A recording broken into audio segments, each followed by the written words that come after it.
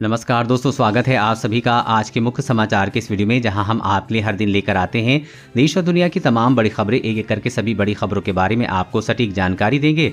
बस आप इस वीडियो के साथ अंत तक बने रहें। साथ ही आपसे एक छोटी सी रिक्वेस्ट है कि मुझे इस वीडियो को बनाने में बहुत मेहनत लगती है, तो इस मेहनत के लिए वीडियो पर एक लाइक जरूर कीजिएगा। साथ ही वीडियो के नीचे दिए गए इस लाल बटन को दबाकर चैनल को सब्सक्राइब कीजिए और इस घंटी को भी दबाइए, ताकि आपको दिन भर की बड़ी खबरों की जानकारी लगातार मिलती रहे। तो चलिए दोस्तों, एक एक करके सभी बड़ी खबरों के बारे में जान लेते हैं। तो दोस्तों, आज की पहली बड़ी खबर की अपडेट की बात करें तो वियतनाम में मिला हवा में तेजी से फैलने वाला कोरोना का नया वेरिएंट पहले वालों से ज्यादा खतरनाक। जी हाँ, वियतनाम में कोरोना वायरस का एक नया वेरिएंट मिला है जो हवा में तेजी से फैलता है। ये अन्य देशों में पाए गए कोविड वेरिएंट का मिला जुला स्वरूप है। इस बात की जानकारी यहाँ की स्थानीय मीडिया ने दी है। वियतनाम में एक बार फिर वायरस के मामले तेजी से बढ़ रहे हैं, लेकिन इसी बीच अब यहाँ मिले नए वेरिएंट ने एक बार फिर दुनिया की चिंता बढ़ा दी है। वियतनाम के स्वास्थ्य मंत्री ने राष्ट्रीय स्तर पर हुई बैठक में कहा है कि हमें एक नया वेरिएंट मिला है। उन्होंने बताया कि वेरिएंट तेजी से हवा में फैलता है, जो पहले की तुलना में अधिक घातक है। इसका जेनेटिक कोड जल्द उपलब्ध होगा। हालांकि उन्होंने ये भी नहीं बताया कि इस समय देश के भीतर इस वेरिएंट के कितने मामले हैं, लेकिन इतना जरूर कहा गया है कि जल्दी वियतनाम जेनेटिक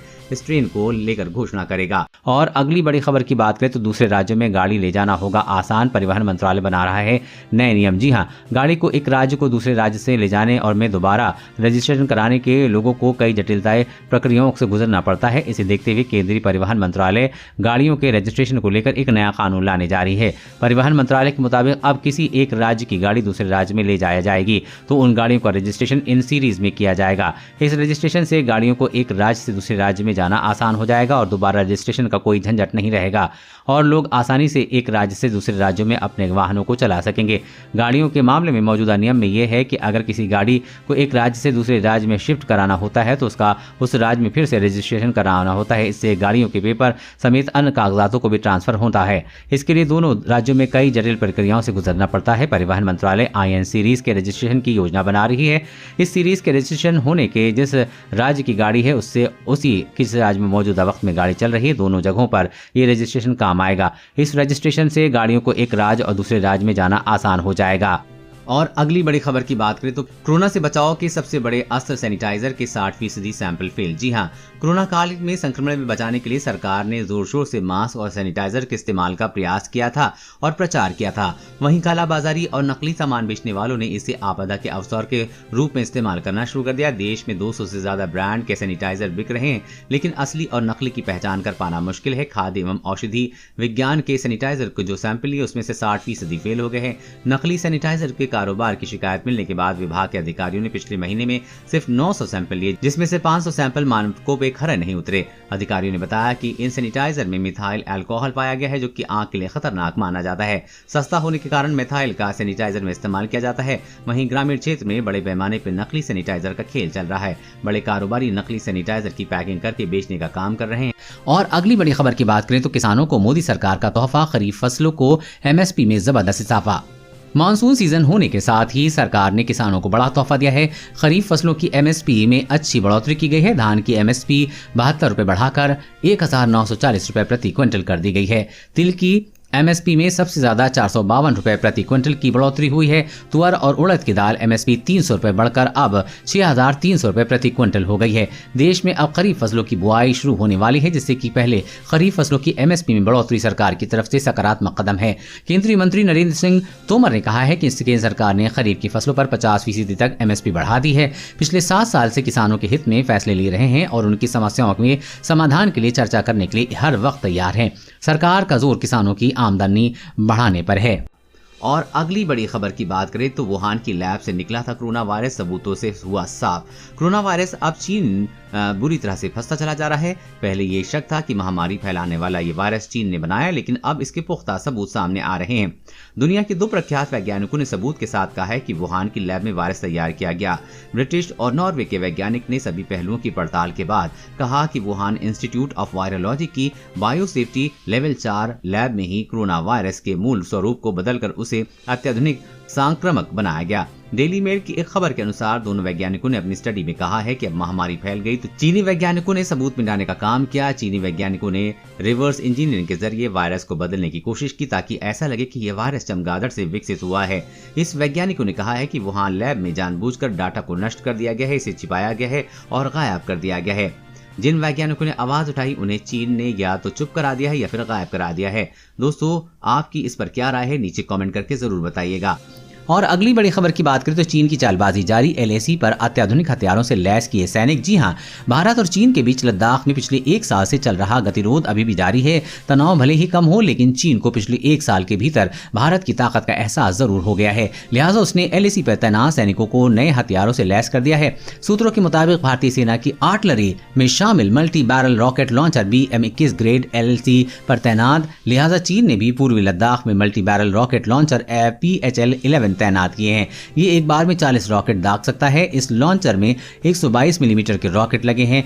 इसे चीनी सेना की बैकबोन के तौर पर देखा जा रहा है। यही नहीं, चीन ने तो पूर्वी लद्दाख में अब तक इस्तेमाल में लाई जा रही बख्तरबंद गाड़ियों को भी नई गाड़ियों में बदल दिया है। इस बख्तरबंद गाड़ियों में 3 क्रूज और 7 से 10 सैनिकों को बैठने की जगह है। इस व्हीकल में अंदर बैठे सैनिकों के लिए फायरिंग पिट भी है। वहीं लद्दाख के इलाके में अपने साजो सामान को हर मौसम में दुर्गम स्थानों तक ले जाने के लिए चीनी सेना ने एक खास ऑल टेरेन व्हीकल भी तैयार किया है। और अगली बड़ी खबर की बात करें तो 6 मिनट वॉक न करें रेमडेसिविर का इस्तेमाल, बच्चों को लेकर केंद्र ने जारी की कोरोना गाइडलाइन। जी हां, कोरोना की दूसरी लहर का प्रकोप भले ही भारत पर अब कम हो गया हो, लेकिन देश में अब खुद को तीसरी लहर के तैयार कर रहा है। विशेषज्ञों का कहना है कि कोरोना की तीसरी लहर का सबसे ज्यादा खतरा बच्चों को होगा, इसलिए सरकार पहले से ही सभी सुरक्षा इंतजाम करने में लगी हुई है। केंद्र सरकार ने संक्रमित बच्चों के इलाज को लेकर गाइडलाइन जारी की है, जिसमें सरकार ने बताया है कि बच्चों को स्टेरॉइड देना से बचाया जाए। साथ ही ये भी कहा गया है कि बच्चों को शारीरिक क्षमता का आकलन करने के लिए 6 मिनट का वॉक लेने की सलाह भी दी गई है।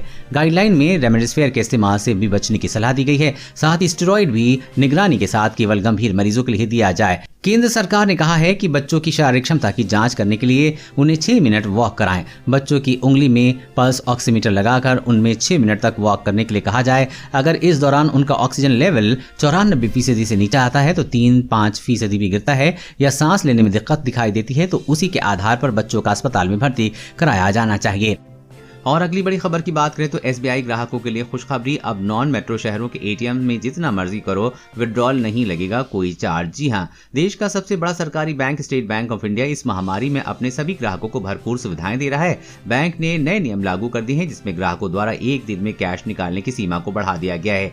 SBI के नियमों के अनुसार ग्राहक अपने नजदीकी ब्रांच में जाकर अपने अकाउंट से 25,000 रुपए तक रोज निकाल सकेंगे। इस प्रक्रिया को करने के लिए बैंक में आपको विड्रॉल फॉर्म भरना होगा, जो बैंक में ही आपको मिल जाएगा। वहीं SBI 1 महीने में अपनी सेविंग अकाउंट ग्राहकों को 8 मुफ्त लेन देन की सुविधा देता है। इसमें 5 SBI ATM और 3 दूसरे बैंक के ATM की ट्रांजैक्शन शामिल हैं। इसके अलावा नॉन मेट्रो शहरों में 10 फ्री ATM ट्रांजैक्शन की सुविधा मिलती है। इसमें 5 लेन देन SBI की ओर से किए जाते हैं, जबकि 5 दूसरे बैंकों के ATM से करने की छूट है। लेकिन अब SBI ग्राहक नॉन मेट्रो शहरों के ATM से जितने मर्जी विड्रॉ कर सकते हैं। ग्राहकों को अब कोई भी एक्स्ट्रा चार्ज नहीं देना होगा। और अगली बड़ी खबर की बात करें तो कोविशील्ड और कोवैक्सीन के डोज के बाद भी संक्रमित कर सकता है कोरोना का डेल्टा वेरिएंट, एम्स की स्टडी में खुलासा। जी हां, कोविड-19 का डेल्टा वेरिएंट कोविशील्ड और कोवैक्सीन की दोनों खुराकें लेने के बाद भी संक्रमित कर सकता है। रिपोर्ट के मुताबिक एम्स दिल्ली और national centre for disease control के अलग अलग अध्ययनों से ये बात सामने आई है। एम्स की स्टडी के मुताबिक डेल्टा वेरिएंट ब्रिटेन में पाए गए अल्फा वेरिएंट के मुकाबले 40 से 50% ज्यादा संक्रामक है। भारत में कोरोना के मामलों में हुई बढ़ोतरी का यही कारण था। भारत में डेल्टा वेरिएंट की वजह से ब्रेक थ्रू इन्फेक्शन कोविशील्ड और कोवैक्सीन दोनों तरह के टीकों को लेने के बाद रिपोर्ट हुआ है। भारत में भी कई दोनों स्टडी में पाया गया है कि डेल्टा वेरिएंट दोनों वैक्सीन कोविशील्ड और कोवैक्सीन के लिए लोगों में इन्फेक्शन करने में सक्षम है। एम्स और CSIR ने स्टडी में पाया है कि कोवैक्सीन और कोविशील्ड टीका लगाने लोगों में अल्फा और डेल्टा दोनों वेरिएंट के ब्रेक थ्रू इन्फेक्शन हुआ है, लेकिन डेल्टा से ज्यादा यानी कि वैक्सीन के दोनों डोज लेने के बाद भी कोरोना हो सकता है। और अगली बड़ी खबर की बात करें तो पीएम मोदी का बड़ा ऐलान, कोरोना से अनाथ हुए बच्चों को पीएम केयर से दिया जाएगा 10 लाख का फंड। जी हां, कोरोना संक्रमण को देखते हुए प्रधानमंत्री नरेंद्र मोदी ने एक बड़ा ऐलान किया है। पीएम मोदी ने कहा कि कोरोना महामारी के कारण अनाथ हुए बच्चों को पीएम केयर्स फॉर चिल्ड्रंस योजना के तहत मदद दी जाएगी। ऐसे बच्चों को 18 साल की उम्र में स्कॉलरशिप और 23 साल की उम्र में पीएम केयर्स से 10 लाख रुपए का फंड मिलेगा।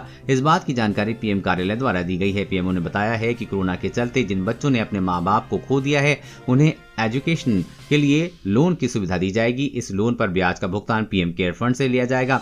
इसके अलावा पीएम ने आयुष्मान भारत योजना के तहत 18 साल तक के बच्चों को 5 लाख रुपए का मुफ्त स्वास्थ्य बीमा देने की घोषणा की है, जिसके प्रीमियम का भुगतान भी पीएम केयर्स फंड से द्वारा किया जाएगा। और अगली बड़ी खबर की बात करें तो 1 करोड़ मुफ्त LPG कनेक्शन के लिए रहें तैयार, उज्ज्वला गैस कनेक्शन का तोहफा दे सकती है मोदी सरकार। जी हाँ, जल्द ही सरकार प्रधानमंत्री उज्ज्वला योजना के तहत गरीब परिवारों और प्रवासी मजदूरों को 1 करोड़ मुफ्त गैस कनेक्शन देने की शुरुआत कर सकती है। इसके लिए सार्वजनिक क्षेत्र की तेल कंपनियों ने सभी तैयारियां पूरी कर ली हैं। प्रधानमंत्री उज्ज्वला योजना 3 के तहत पूरे देश में 1 करोड़ गैस कनेक्शन मुफ्त दिए जाएंगे। कोरोना की वजह से इसे शुरू नहीं किया गया था, लेकिन अब सरकार मुफ्त गैस कनेक्शन वितरित करने के लिए तैयार है। ऐसे में उम्मीद है कि पेट्रोलियम मंत्रालय अब जल्द ही मुफ्त गैस कनेक्शन का वितरण शुरू कर सकता है। इसके लिए सार्वजनिक क्षेत्र की कंपनियों ने गैस एजेंसियों को मानक संचालन प्रक्रिया जारी की है ताकि लाभार्थियों की पहचान कर सके। सरकार की तरफ से जारी SOP में कहा गया है कि प्रवासी मजदूर भी प्रधानमंत्री उज्ज्वला योजना के तहत मुफ्त गैस कनेक्शन लेने के हकदार होंगे।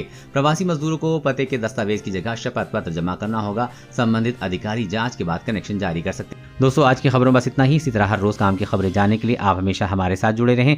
हमारे साथ जुड़ने के लिए वीडियो के नीचे दिए गए इस लाल बटन को दबाएं और साथ ही इस घंटी को भी दबाइए ताकि आपको हर खबर की सटीक जानकारी मिल सके। जय हिंद।